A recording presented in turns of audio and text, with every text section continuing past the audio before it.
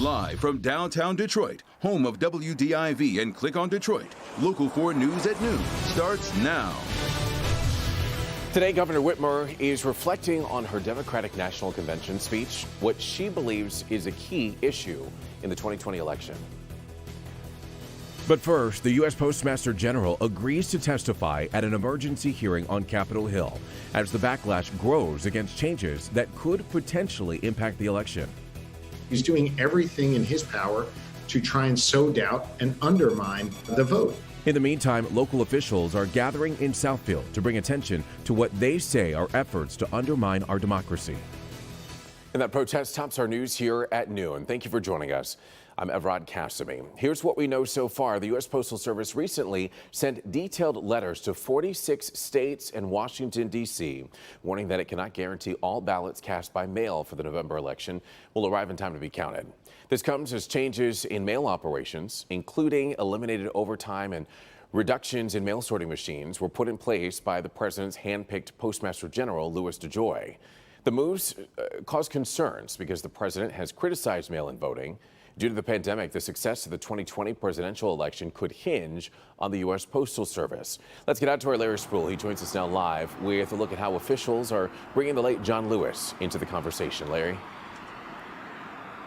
Yeah, Evrod, that news conference just wrapped up, and several local officials, we're talking about Brenda Lawrence, Rashida Tlaib, and Haley Stevens, all met here, along with some postal workers, to discuss the concerns and issues going on inside of our postal stations across Metro Detroit. We have some video of that news conference. Now, they mentioned several concerns as far as counting machines being removed from the offices, and then also the working environment that's been going on inside of these centers here as well. Now, they mentioned that each counting machine can count up to 30,000 pieces of letter. In one area in Detroit, 4 counting machines have been removed. So you add that up, that is a lot of potential mail not being counted according to the workers. They also talked about possible upcoming elections in November. They said if these machines continue to be removed, that they are concerned that the ballots would not be counted. One representative mentioned John Lewis, and he blamed the president for what's happening. Take a listen.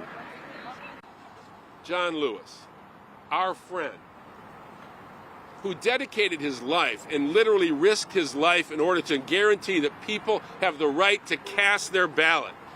And we have the President of the United States, admittedly doing everything he can, including choking off essential support for the United States Postal Service in order to prevent people from casting their ballot. Shame on him. Shame on him. And our local representatives also mentioned they plan on going to D.C. to fight this. Coming up tonight at 5, we're going to take a deeper look into the working conditions that workers are now facing here inside the postal centers. I'm working on that part of the story, all new tonight at 5. We are live in Southfield this afternoon. Larry Spruill, Local 4. All righty, Larry, thank you for the update there. Right now, though, we want to get to some breaking news that we're following out of Washington. That's where the Republican-led Senate Intelligence Committee has released its final report on Russian interference in the 2016 presidential election. And the 1,000-page report concludes that Russia did indeed take action to influence the election in an effort to help Donald Trump win the presidency. While the investigation did not show active cooperation, it did find several members of the Trump campaign team had contacts with individuals with ties to Russian intelligence operations. The report's findings mirror many of the conclusions of the Mueller investigation into Russian meddling in the election. And also breaking at this hour, Attorney General William Barr is meeting with Detroit Police Chief James Craig. And this all comes after last month's announcement that Operation Legend will be expanding into the city. Michigan Governor Gretchen Whitmer was among the featured speakers at last night's first session of the Democratic National Convention, and she criticized President Trump's response to the coronavirus pandemic, and this morning said the pandemic is a key issue in this fall's election. We are the wealthiest country in the world, and yet we are having the worst outcomes and the worst economic impact because of the mishandling of this virus. You know, Donald Trump did not create the coronavirus, but he is in charge of our response to it. The numbers of death, the numbers of unemployed, the numbers of bankruptcy are all on his watch. And that's why this election matters so much.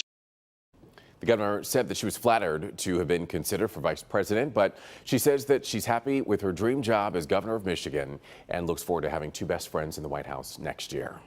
The Democratic National Convention, which is the first event of its kind held through remote connections, will continue through Thursday. And tonight we'll see appearances by Joe Biden's wife, Dr. Jill Biden, and former President Bill Clinton. Last night's featured speaker was former First Lady Michelle Obama, and remarks from several prominent Republicans.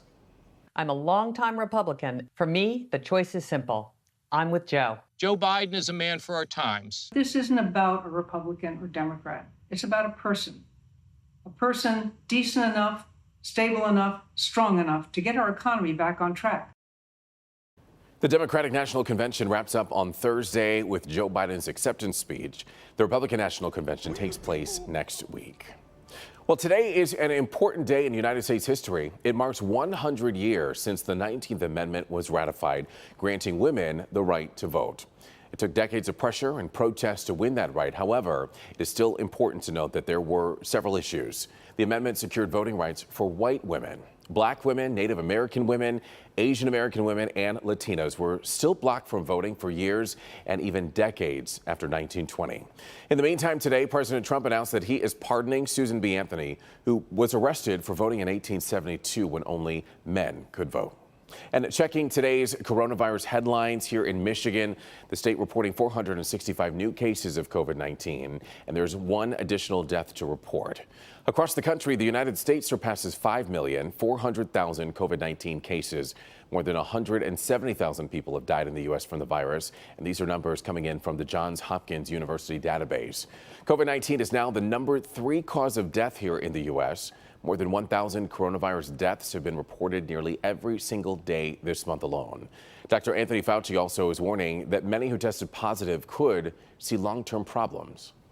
We better be careful when we say young people who don't wind up in the hospital are fine. Let them get infected. It's okay.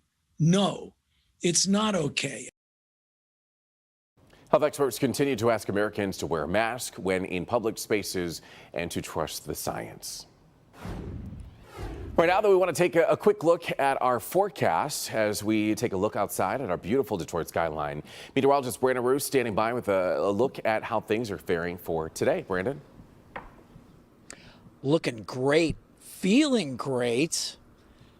Don't mind my voice, just a little laryngitis, but I'll tell you, it is gorgeous out here. Some areas not even out of the 60s yet, so we're enjoying very comfy air. You can keep the windows open during the day, later tonight as well, or if you're not during the day, definitely do tonight. 68 Port Huron, 70 Pontiac, 70 in Howell, 70 at Ann Arbor, 72 in Monroe. We have a nice little northwest wind that's about 5 to 15 miles an hour. Occasionally it'll gust a little stronger. It's also probably going to deliver a little more cloud cover across especially our north zone, but we're seeing some clouds out here right now.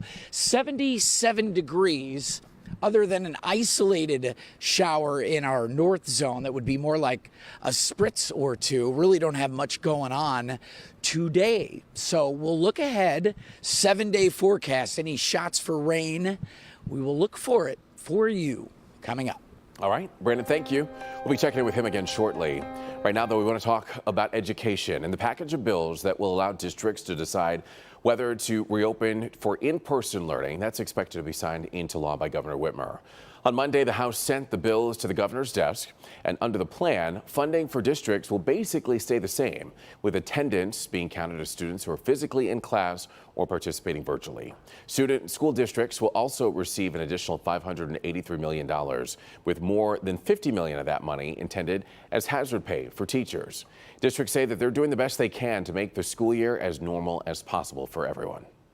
We are planning to make sure that students have some level of education, regardless of what the public health issues are. We're still facing a significant issue in regards to students falling behind in this environment. And so what we're trying to do is make the very, very best of it.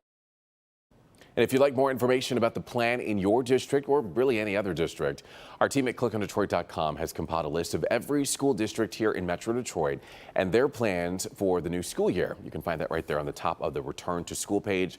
Again, that's on clickondetroit.com. But speaking of schools, still to come, schools are scrambling after experiencing an uptick in coronavirus infections within days of students returning. We'll tell you what might be contributing to the rise in transmission when we come back.